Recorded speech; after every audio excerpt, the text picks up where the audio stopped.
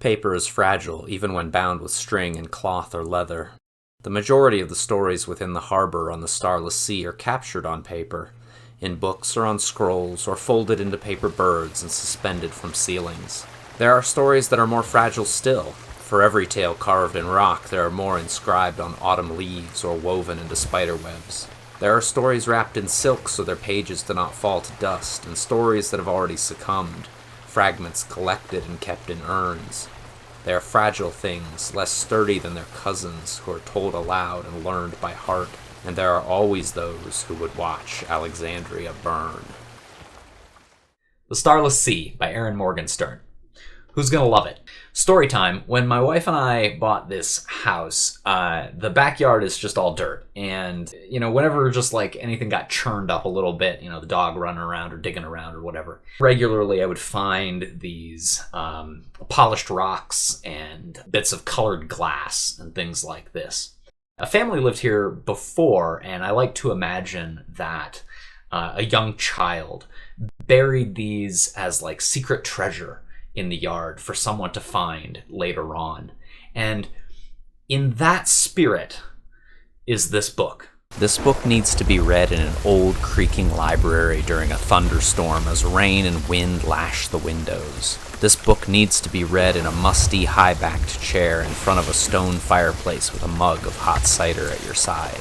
This book needs to be read in a deep forest during the full moon when it's so bright you don't need any other light to read by. This book needs to be read under a blanket by flashlight or in an attic by candlelight.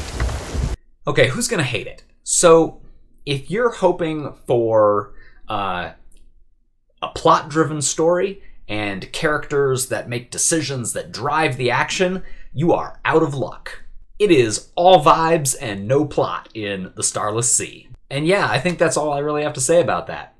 Part 3, did I like it? Or what did I think of it? Yeah, I actually loved it. I did not read it quickly. It was not the sort of book where I was like, gosh, I can't wait to find out what happens next. That's just not really the mood of it.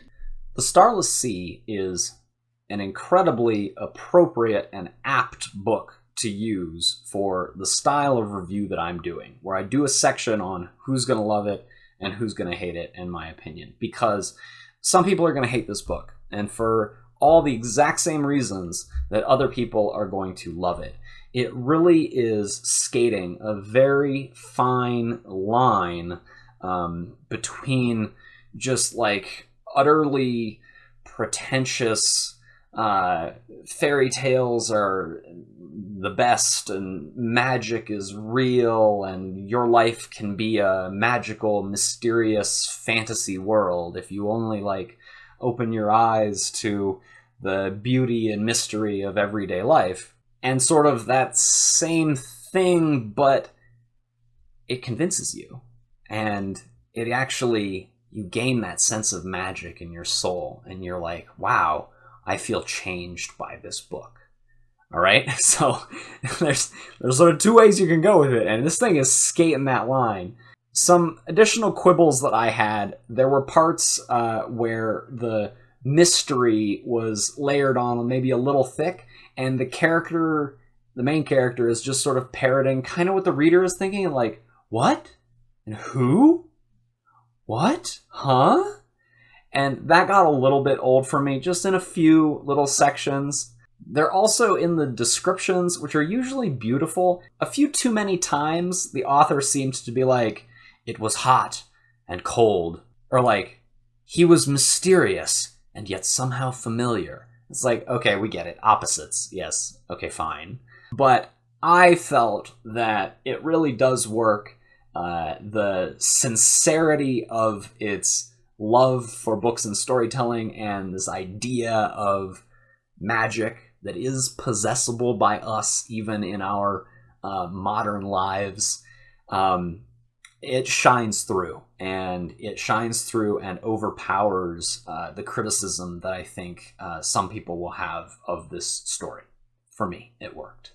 For Ashaya's sake, it is full of cats. All the cats are very mysterious. Like, they have secrets that they know and they're keeping from you. And they're also sort of aloof and elegant as cats can be. I may not be very aloof, but could a cat do this? Or this? Or how about this? And I might have secrets you don't know.